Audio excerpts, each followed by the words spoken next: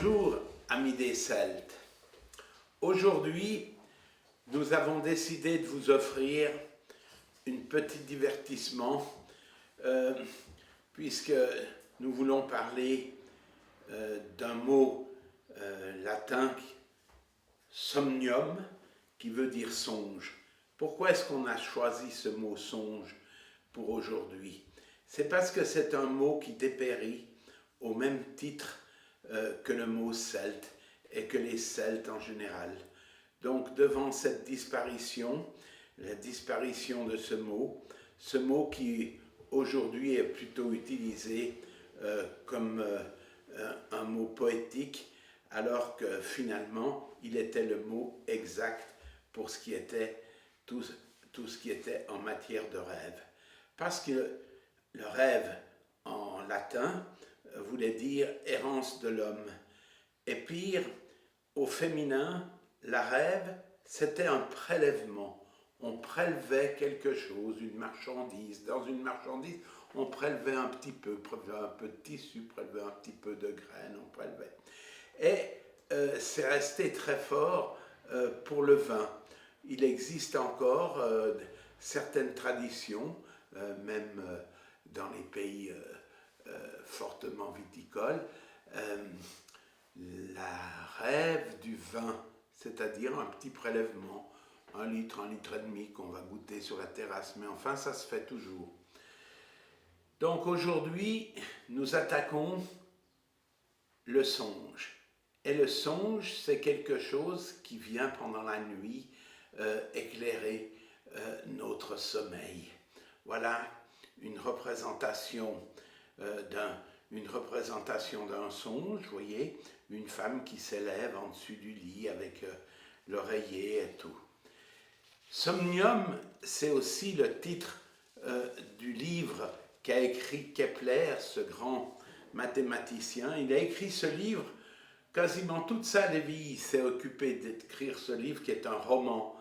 Et ce roman de Kepler a été publié 4 ans après sa mort par son fils.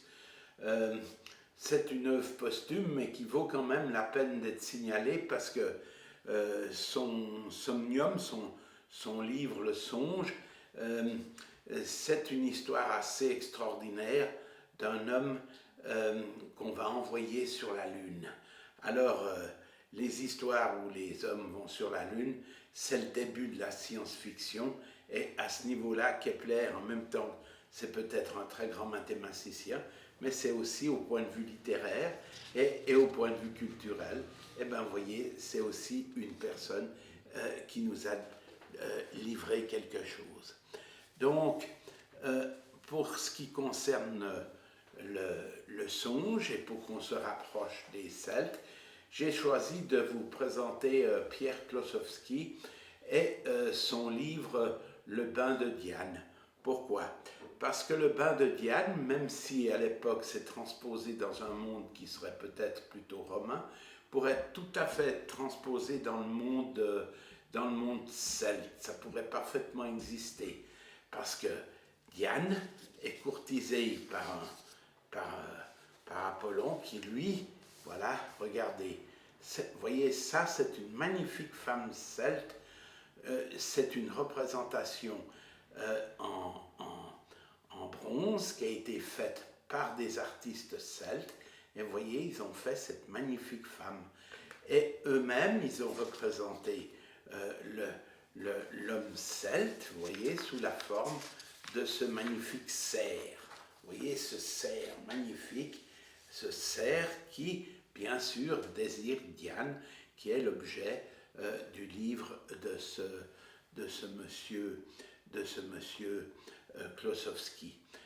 Ce qu'il y a d'intéressant, c'est que si finalement une femme celte présentait sa fleur à son mari, peut-être qu'à l'époque, en moins 58, il n'y avait peut-être pas encore des mariages, il n'y avait pas encore des unions, des choses complexes, mais finalement, elle lui présentait sa fleur.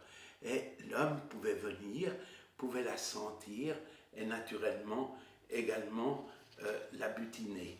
Vous voyez, ici, on vous a mis une représentation de cette fleur, de cette magnifique fleur que finalement l'homme celte, puissant comme un cerf, pouvait venir butiner. Et c'est bien normal que l'homme celte soit aussi tenté par la jouissance, puisque la jouissance existe depuis 45 000 ans. Elle est déjà représentée dans la grotte de Lascaux, donc il n'y a pas de problème. Le Celte aussi connaissait la jouissance et le Celte connaissait aussi des moments qui lui étaient certainement très agréables avec des femmes, et qu'il a vécu des moments qui étaient magnifiques. Voilà, c'était ça que nous voulions vous donner aujourd'hui. C'était la possibilité de rêver un petit peu, de rêver avec nous et d'avoir une idée de ce que pouvait être le songe du Celte. Nous allons allumer, en son honneur, nous allons allumer cette petite fusée. Voilà, bravo. Merci mes amis. Voilà, donc voilà pour votre plaisir. Voilà cette formidable chose. Et en même temps que je vous présente ce petit feu, parce qu'il en faut du feu si on veut gagner la fleur. Mais vous voyez, je vais vous citer pour terminer ces belles paroles de Klossowski, qui sont d'ailleurs dans le bain de Diane. Les dieux ont enseigné aux hommes à se contempler eux-mêmes dans le spectacle, comme les dieux se contemplent eux-mêmes dans l'imagination des hommes. Voilà, aujourd'hui nous vous avons fait ce cadeau de songe. J'espère que vous l'apprécierez et que vous trouverez jolie notre petite fête à la gloire de la jouissance des saints. Voilà.